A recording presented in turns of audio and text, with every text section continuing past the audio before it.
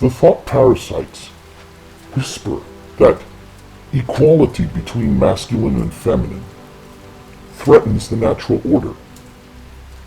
They seep their poison into the ear, insisting that cooperation is weakness, that respect between man and woman is surrender. This is their great illusion, for history, when examined without its selectively imposed blindness, reveals otherwise.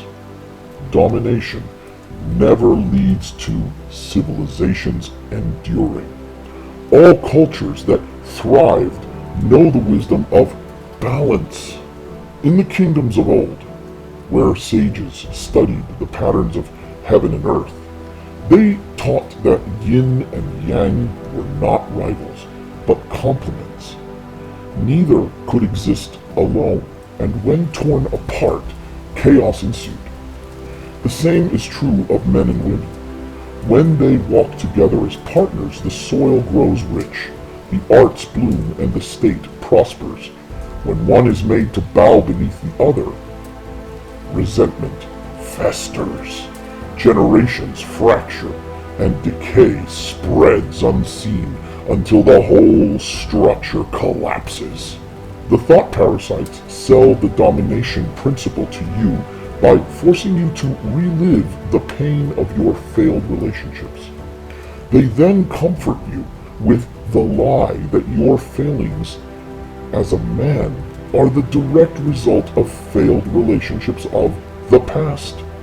In fact, your failures are more the result of your inability to detach yourself from a concluded past, from which you must learn to move on.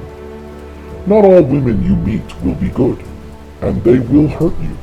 But likewise, not all women you meet are evil, and they will elevate you. The thought parasites eager to justify their chains point to the animal kingdom as proof that hierarchy is natural.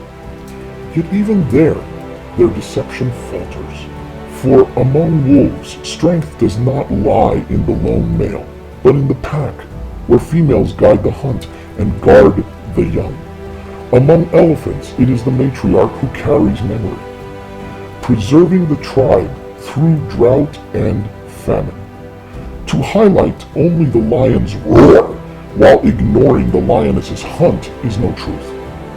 It is a manipulation intended to isolate you further and ensure a perpetual loneliness that they can continue to use against you. They also point to ancient patriarchies as evidence that dominance yields greatness. However, they overlook what made those same civilizations flourish at their height.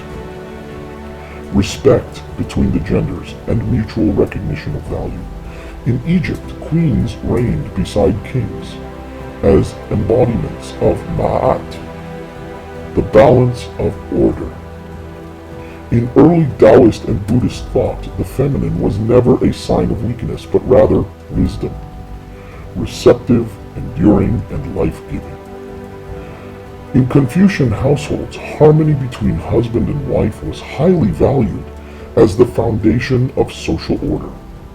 This allowed Buddhist warriors to focus energy on the defense of all they cherished, which brought with it a passion and zeal for victory in battle.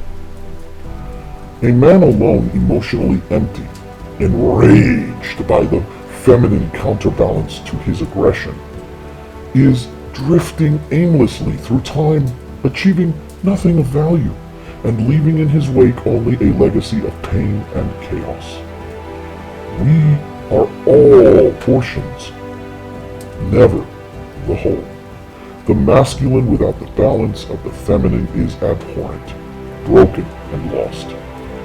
Just as a society divided by politics, race, gender, and religion is crumbling and collapsing, what the thought parasites fear most is not chaos, but harmony. For harmony dissolves the need for rulers who divide. When masculine and feminine respect each other, when cooperation replaces domination, The people become strong, and no tyrant can set them against one another. The thought parasites thrive only where suspicion reigns, where men are taught to scorn women and women to mistrust men. Genocidal regimes are then able to infiltrate and manipulate the society onto a path of self-destruction and conflict that allows that regime to bleed all of us dry. There is no toxic masculinity or toxic feminism, only toxic people. You must learn to identify these people and detach yourself from them, not from yourself or from your emotions. You cannot control how you feel, only what you do. Look now to the present age. Here in America, the oligarch, the genocidal regime, and the would-be despot are sharpening these swords. They fracture the union of man and woman, turning natural allies into imagined foes. They know that a divided people are pliable, easily subdued, but remember this ancient and eternal law. Societies flourish when energies are woven together, not torn apart. The power of tomorrow does not lie in the domination principle, but in cooperation, in the recognition that strength is born when masculine and feminine rise side by side.